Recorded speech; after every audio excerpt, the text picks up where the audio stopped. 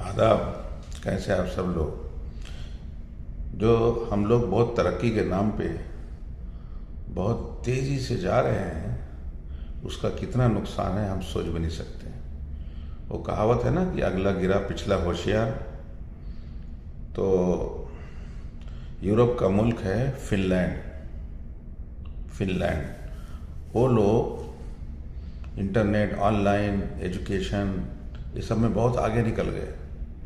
हद तो ये हुई कि उन्होंने कहा कि स्कूलों में, जो वहाँ के पब्लिक स्कूल हैं, वहाँ के पूरे स्कूलों में हार्ड कॉपी नहीं चलेगी। किताब उताब लाने की ज़रूरत नहीं है, किताब सिर्फ टैबलेट लेके आएंगे। क्या लेके आएंगे? टैबलेट। और टैबलेट के अंदर सब किताब पढ़ेंगे, पीडीएफ फाइल जैसे ई बुक वाला रहती है, सब कुछ टैबलेट पे पढ़ाई होगी। किताब की ज़रूरत नहीं, कोई कॉपी पेंसिल कुछ भी नहीं। ठीक है? पूरा का पूरे मुल्क कोई भी कॉपी किताब नहीं, सब कुछ ऑनलाइन 100%। दुनिया में सबसे आगे हैं वो लोग, आगे हो गए थे मतलब। और उन्होंने कहा कि हर शख्स को इंटरनेट मिलना उसका फंडामेंटल राइट है। हर शख्स को ये अधिकार है कि उसको इंटरनेट मिले सरकार की तरफ से। इतने आगे हो गए सब लोग। जो काम आज हम लोग कर रहे हैं वो बहुत पहले वो लोग कर लिए।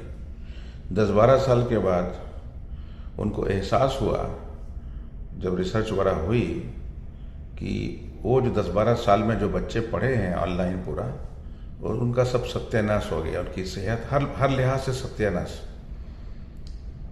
फिर उन्होंने वापस क्या किया है, अरबों रुपया, मतलब यूरो या डॉलर जो भी है, खर्चा किया। वापस कॉपी किताब पेंसिल, ठीक है, बंद कर दिया सब कुछ।